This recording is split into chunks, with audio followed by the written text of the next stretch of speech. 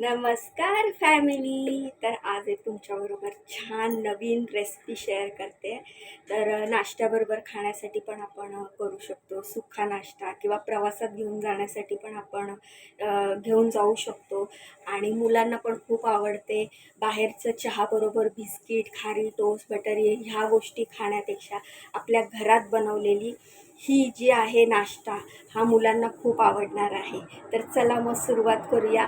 आपण हा नाश्ता बनवण्यासाठी सर्वांना आवडणारा टेस्टी, कुरकुरीत, क्रिस्पी अशा आपण पापड्या बनवणार आहोत. तर तुम्ही ह्याला पापड्या पण म्हणू शकता किंवा तुम्ही ह्याला वेगळं काही नाव देऊ शकता. पण एवढं मात्र आहे की ही रेसिपी खूपच टेस्टी बनते. तर हे बघा, हे मी मैदा घेतलेला आहे. ह्याच्यात आपण मैदा आणि गव्हाचं पीठ मिक्स करणार आहोत. ठीक आहे. तर नुसतं मैद्याचं नाही बनवणार आहे, सोबत आपण गव्हाचं पीठ मिक्स करणार आहे. तर सर्वात आधी मी हा मैदा घेते. तुम्हाला जेवढं पाहिजे तेवढं तुम्ही घेऊ शकता. आता समजा तुम्ही 2 वाट्या जर मैदा घेतलाय तर अर्धी वाटी गव्हाचं पीठ घेऊ शकता किंवा 1 वाटी सुद्धा घेऊ शकता. हे गव्हाचं पीठ असंच राहू देणार आहे आपण. आता ह्याच्यामध्ये आपण मसाले घालणार आहोत. सर्वात आधी कसुरी मेथी,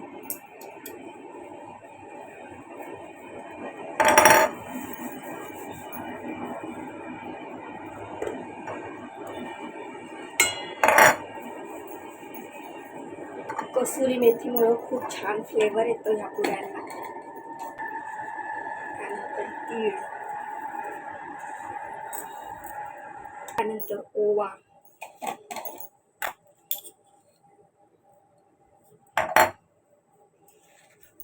अशा हातावर चोळून घालायचं म्हणजे त्याचा फ्लेवर होतो. त्यानंतर जिरं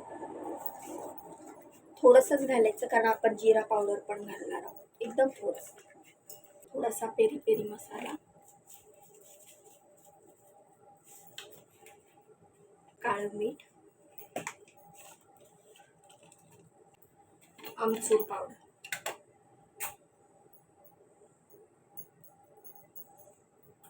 धणा पावडर, हळद,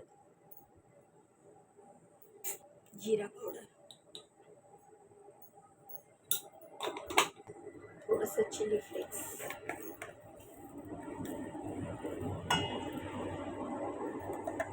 आपण मीठ टाकणार आहोत. काळं मीठ टाकलंय त्यामुळे मीठ थोडंसंच घालायचंय. त्यानंतर तेल घालणार आहोत. गरम वगैरे केलेलं नाहीये, साधं नॉर्मल तेल आहे. इकडे तेलाच्या ऐवजी तुम्ही तुपाचा किंवा बटरचा पण वापर करू शकता. मग ही बटर पुरी बनेल. हे तेल आहे ना ह्या पिठात छानपैकी मिक्स करून घ्यायचं. छान मिक्स करून घ्यायचं. पाणी टाकायची घाई करायची नाही. असं मिक्स करायचं की ते हातामध्ये असं केलं की असं गोळ्यासारखं तयार झालं पाहिजे. असं हे मस्त तेल सगळ्या पिठाला लावून घ्यायचं आणि मग थोडं थोडं पाणी टाकून आपल्याला हे पीठ मळायचं आहे. एकदम सगळं जास्त पाणी टाकायचं नाही, नाहीतर मग काय होईल, पीठ जर पातळ झालं तर आपल्याला वरून आपल्याला मैदा टाकता येत नाही. कारण की हे आपण मैदा आधी व्यवस्थित सगळ्या मसाल्यामध्ये आणि तेलामध्ये टाकून घेतलेला आहे, मिक्स केलेला आहे. नंतर ना मैदा टाकला तर आपल्या ह्या पुऱ्यांची चव आणि त्यांचा क्रंचीनेस सगळा खराब होऊन जाईल. त्यामुळे आपल्याला पाणी थोडं थोडं टाकून छान दाबून दाबून हे पीठ मळायचं आहे. खूप जोर लागतो मैद्याचं पीठ मळायला आणि जास्त पातळ पण नाही करायचं आहे, जास्त घट्ट पण नाही करायचं आहे. मीडियममध्ये हे पीठ आपल्याला मळायचं आहे. जर तुम्ही जास्त पातळ केला तर पुऱ्या अशा मस्तपैकी आतून सॉफ्ट आणि बाहेरून क्रंची अशा होणार नाहीत. आणि जर तुम्ही जास्त कडक पीठ मळलं तर ते एकदम कडक दगडासारख्या त्या पुऱ्या होणार. म्हणून आपल्याला छान असं पीठ मळायचं आहे, जेणेकरून ज्याला दात नाही त्यांनी पण ह्या पुऱ्या खाल्ल्या तर तोंडात जाताच विरघळणार अशा पुऱ्या बनणार आहे. हे पीठ मळेपर्यंत माझा खांदा दुखायला लागला होता. तुम्हाला तर माहिती आहे मला बॅकचा प्रॉब्लेम आहे. माझी नस दबलेली आहे आणि जर मी असं जोर लावला त्या हाताने, जास्त वजनाचं किंवा जोर लावायचं काम केलं की माझा खांदा दुखायला लागतो. पण आज तर माझा खांदा 101% दुखणार आहे, कारण मी हे मैद्याचं काम करते आणि एवढ्या सगळ्या पुऱ्या करायच्या म्हटलं तर माझ्या आज खांद्याची वाट लागणार आहे. छानपैकी असं पीठ मळून घेतलं. तुम्ही बघू शकता शकता. जास्त पातळ नाही, जास्त घट्ट नाही, असं हे पीठ मळून घेतलं आणि खूप छान रंग पण आलेला ह्या पुऱ्यांना. ह्या पुऱ्या मी गेल्या 8 दिवसापूर्वी बनवलेला, पण हा व्हिडिओ एडिट करायला मला वेळ मिळाला नाही. ह्या पुऱ्या तिकडच्या मॅडमना एवढ्या आवडल्या, त्यांच्यासोबत त्यांच्या आई आल्या होत्या गावावरनं. त्या पुऱ्या ह्या घेऊन गेल्या आणि बोलल्या, रीमा आप मेरे बेटी के लिए नया पुरी बना देना, ये पुरी तो मैं लेके जाऊंगी. त्यांना एवढ्या आवडल्या. त्यांना चहाबरोबर ह्या पुऱ्या खूप आवडतात. पूर्ण मी डब्बाभर पुऱ्या केल्या होत्या, त्या सगळ्या पुऱ्या त्या घेऊन गेल्या. तर हे एवढं पीठ तुम्हाला दिसतंय, पण ह्या पुऱ्या करायला मला 1 ते 1.5 तास जाणार आहे. कारण आपल्याला हे एवढं पातळ लाटायचं आहे. जेवढं पातळ तुम्हाला लाटता येईल तेवढं पातळ तुम्हाला हे लाटायचं आहे. आणि त्यामुळे काय होणार आहे, आपल्या पुऱ्या खूप छान होणार आहे. तर मी आधी असा एक गोळा घेतला, तुम्ही बघू शकता एवढा मोठा गोळा घेतला. म्हणून मी पोळपाट वगैरे काही घेतलेलं नाही आहे, कारण आपल्याला खूप मोठी अशी याची चपाती पातळ अशी लाटून घ्यायची आणि त्यानंतर आपल्याला याच्या पुऱ्या आपल्याला बनवायच्या आहेत. तर आता तुम्हाला पुढे दाखवते मी पुढची प्रोसिजर कशी करायची आहे, जेणेकरून तुम्ही ह्या 1 किलो किंवा 2 किलोच्या मैद्याच्या जरी करायला घेतल्या तरी तुम्हाला करायला सोप्या पद्धतीने करता येईल. शक्यतो किचन ओट्यावर किंवा तुमच्याकडे मोठं असं पोळपाट असेल तेच घ्या, जेणेकरून तुम्हाला लाटायला सोपं जाणार आहे. हे पीठ जरी मी जास्त कडक नाही मळलं आहे तरी तुम्ही मला बघून बघू शकत असाल की मला ह्या मैद्याचं पीठ लाटताना किती प्रेशर लावायला लागतं आहे, किती जोर लावायला लागतो आहे. आणि काय होतं, एकदा आपण ह्याच्यातनं पुऱ्या कापल्याच्यानंतर ते जे पीठ असतं ते अजून कडक कडक होत जातं आणि लाटायला तसा त्रास व्हायला लागतो. शेवटी मला शेवटची चपाती लाटायलाच जमत नव्हती. एवढा खांदा दुखायला लागलेला, म्हटलं आता माझ्याकडनं काय होणार नाही. शेवटचा एक गोळा उरलेला छोटासा. शेवटी मुकेश भैयांनी त्याच्या पुऱ्या बनवल्या. कशा बनवल्या आणि मला किती काय काय सुनवलं ते तुम्हाला पुढे व्हिडिओत दिसणार आहे, त्यामुळे व्हिडिओ शेवटपर्यंत बघा. तर तुम्ही बघू शकता किती मस्त मोठी अशी पातळ रुमाली रोटी मी बनवलेली आहे. आता ही अजून पातळ होणार. ज्या ज्या ठिकाणी आपल्याला ही जी चपाती आहे ती जाड दिसते, असं वाटतंय की जिथून ज्या भागाला ज्या ठिकाणी आपल्याला जाड दिसते तिथे असं पीठ लावायचं थोडं थोडं आणि परत त्या बाजूला असं लाटायचं, जेणेकरून खाली चिटकणार नाही आणि आपल्याला पातळ लाटता येईल. तर तुम्ही बघू शकता एकदम ट्रान्सपरंट अशी ही मोठी चपाती आपल्याला लाटून घ्यायची आहे. तुम्हाला मी दाखवते कशी दिसली पाहिजे. तर ही बघा अशी पातळ ट्रान्सपरंट अशी झाली पाहिजे, एवढी पातळ लाटायची आहे. सब ये बना के दोगे, लड्डू बना के दोगे बेसन वाला? हाँ। और मेरे लिए आप क्या लाओगे फिर गाँव हम से? लाएगा ना, कुछ जो गाँव में अच्छा रहेगा लेके आएगा। बघितलं का, पिछले बार मुकेश भैया बोलतोय मी गावाला जाईल ना तेव्हा मला ह्या पुऱ्या आणि बेसनाचे लाडू बनवून दे, मी माझ्या घरी घेऊन जाणार आहे गावाला, मग तुझ्या हातचे लाडू आणि पुऱ्या घेऊन जाणार आहे. जा रहे हो क्या अभी गाँव? अभी नहीं जा रहा। जा रहे हो तो भागो अभी. खरंच त्याला पण आहे ना थोडे लाडू आणि पुऱ्या बनवून देईल. त्यांच्या गावचे लोक पण खातील, त्याची आई खाईल, त्याचे भाचे खातील. असा मी ग्लासाच्या साह्याने त्याच्या पुऱ्या कट करून घेते. तुम्ही एकदम छोटे छोटे गोळे घेऊन पातळ पातळ अशा पुऱ्या लाटू शकता किंवा तुम्ही शॉर्टकटनी अशी मोठ्या मोठ्या चपात्या करून अशा भरपूर पुऱ्या एका टायमाला तुम्ही कट करून घेऊ शकता, जेणेकरून आपल्या पुऱ्या अशा एका साईजच्या होतात आणि दिसायला पण खूप छान दिसतात. तर अशा प्रकारे मी सगळ्या पुऱ्या छानपैकी कट करून घेतल्या, सगळ्या चपात्या अशा लाटून घेतल्या आणि नंतर माझा खांदा एवढा दुखायला लागलेला, माझ्याकडनं होतच नव्हतं, माझ्याकडनं लाटायलाच होत नव्हतं. आणि त्या दिवशी घरी गेल्यावर पण मी चपात्या बनवल्या नव्हत्या. त्या दिवशी घरात सर्वांना मी भात खाऊ घातलेला, कारण माझा खांदा खूप जबरदस्त दुखत होता. तुम्हाला जर ह्या बॅक पेनवर काय उपाय वाटत असेल ना, घरगुती उपाय असेल तुमच्याकडे, तर प्लीज मला सांगा, कारण मी ह्या बॅक पेननी खूप वैतागली आहे.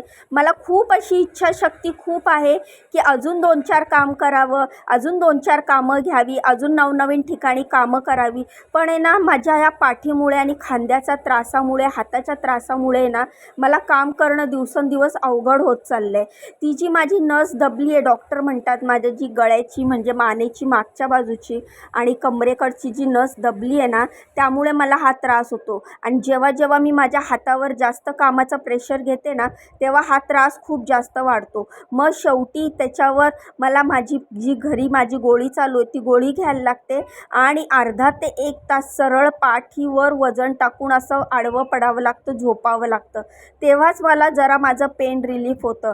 जर मी अशी उभी राहिली किंवा बसून राहिली ना तर अजिबात त्या पेनवर मला रिलीफ होत नाही. तर प्लीज जर तुम्हाला जर त्याच्यावर काही इलाज माहिती असेल तर मला सांगा.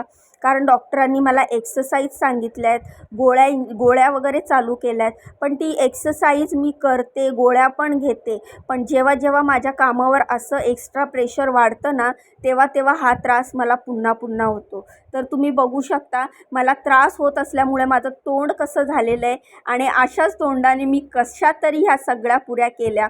तुम्हाला ह्या खूप कमी वाटत असतील, तुम्हाला असं वाटत असेल एवढंसं पीठ तर मळलं, तर एवढ्याशा पिठाच्या पुऱ्या करायला तुला काय त्रास झाला.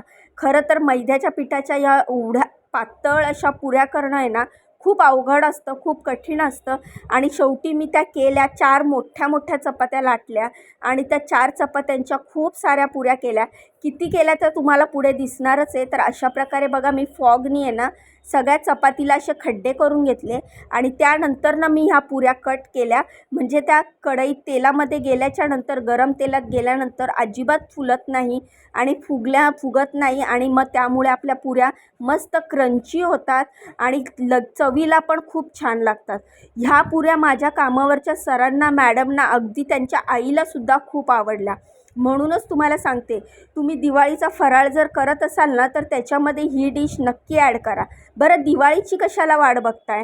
तुम्ही घरी पण नाश्त्यासाठी, जर मुलांना आता सुट्ट्या लागल्यात, तुम्हाला जर सुचत नसेल, सुट्ट्या लागल्यात मुलांना खाण्यासाठी काहीतरी वेगळं बनवावं का किंवा बनवून ठेवावं का, की जेणेकरून मुलांना जेव्हा पण असं शॉर्टकट थोडंफार खायची छोटी मोठी भूक लागली तर हे तुम्ही नक्की मुलांना देऊ शकता. ही पुरी बनवता बनवता माझ्या डोक्यात आणखीन एक आयडिया आली.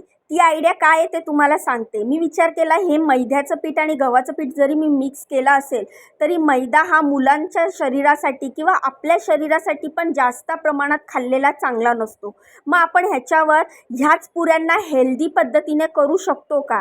तर ह्या पुऱ्या आहेत ना, तुम्ही ज्या मी आता केलेल्या आहेत ह्या तुम्ही एअर फ्रायरमध्ये पण करू शकता. विदाऊट तेल तुम्ही एअर फ्रायरमध्ये करू शकता.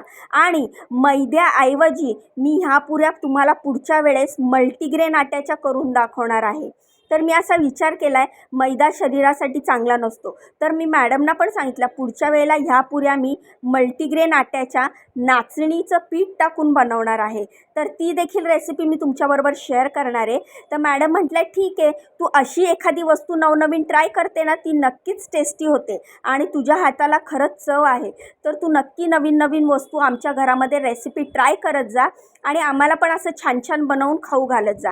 तर पुढच्या वेळेला ह्याच पुऱ्या मी मल्टीग्रेन आट्यामध्ये नाचणीचं पीठ टाकणार आहे आणि एअर फ्रायरमध्ये बनवणार आहे आणि ती रेसिपी देखील तुमच्याबरोबर शेअर करणार आहे. तुम्हाला पण ती रेसिपी बघायला आवडेल का? नाचणी मल्टीग्रेन आटा एअर फ्रायरमध्ये ह्या क्रिस्पी क्रंची मस्त कुरकुरीत अशा पुऱ्या मी बनवणार आहे. तुम्हाला जर ती रेसिपी बघण्यासाठी इंटरेस्ट असेल तर मला नक्की कमेंट करून सांगा. अशा पटापट मी सगळ्या पुऱ्या तळायला घेतल्या आणि एका बाजूला मुकेश भैयाला सांगितलं, एकच छोटासा गोळा राहिला आहे, प्लीज तेवढ्या पुऱ्या कर ना, माझा खांदा खूप दुखायला लागला आहे. पुढे ह्या पुऱ्या तळताना आणि मुकेश भैया त्या पुऱ्या लाटताना जी मज्जा मस्ती आम्ही केली आहे ती पण तुम्हाला मी पुढे व्हिडिओतनं दाखवणार आहे.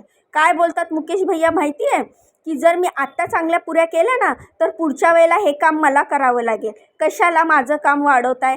तुम्हालाच या पुऱ्या बनवायच्या आहेत. म्हणून मुकेश भैया बनवायला आणि शिकायला तयार नव्हते. मी त्यांना लाईनीवर कसं आणलं ते तुम्हाला पुढे व्हिडिओतनं दिसणारच आहे.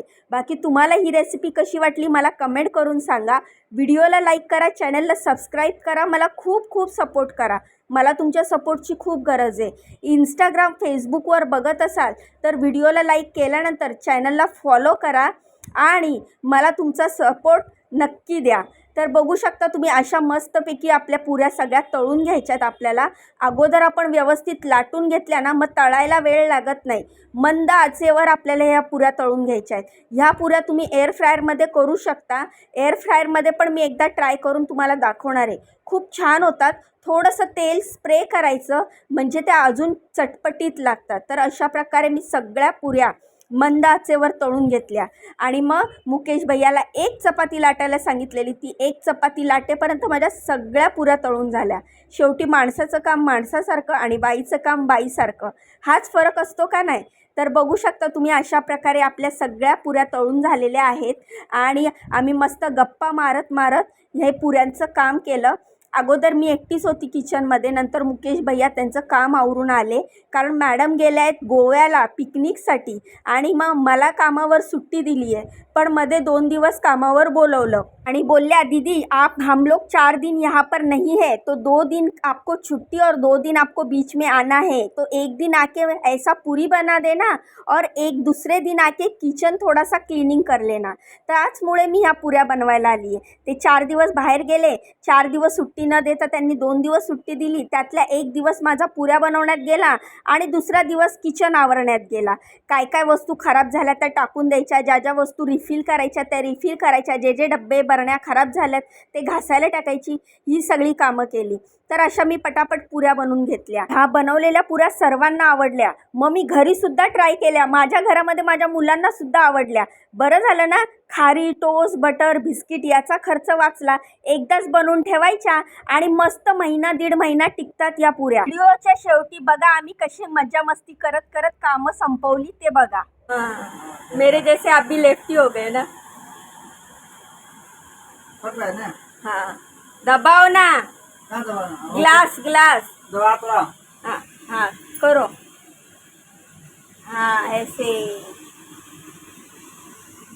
देखो भाई, देखो गाइस, ये मुकेश भैया को मैंने सिखा दिया है.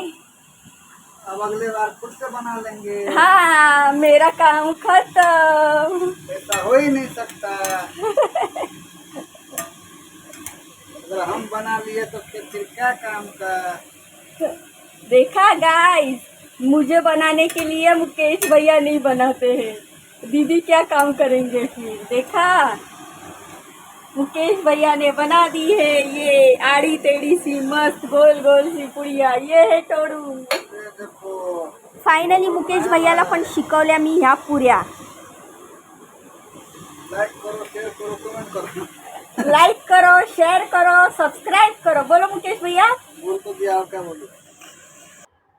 तो ये मुकेश भैया का बनाया हुआ है और ये हमारा पापड़ी रेडी है. तर अशा प्रकारे गप्पा मारत व्हिडिओ बनवत ह्या पुऱ्या आम्ही बनवल्या. मस्तपैकी चहा बनवला, चहा पिला आणि गप्पा मारत माझी ही कामं झाली आणि मग मी घरी आली. कशी वाटली तुम्हाला ही रेसिपी कमेंट करून सांगा. व्हिडिओला लाईक करा, चॅनलला सबस्क्राईब करा. चला मग उद्या भेटूया, बाय.